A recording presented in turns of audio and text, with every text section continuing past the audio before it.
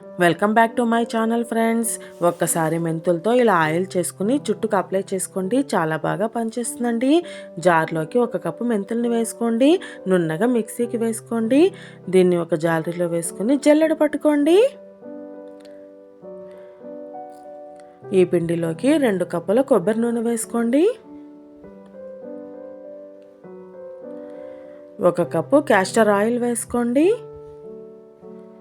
దీన్ని బాగా కలుపుకోండి. ఒక బాండ్లీలో నీళ్లు పెట్టుకోండి, అలాగే ఒక స్టాండ్ వేసుకోండి. నీళ్లు మసులుతున్నప్పుడు మనం చేసుకున్నాం కదా నూనె గిన్నె, అది పెట్టుకోండి. 5 నిమిషాల పాటు బాగా వేడి చేసుకోండి.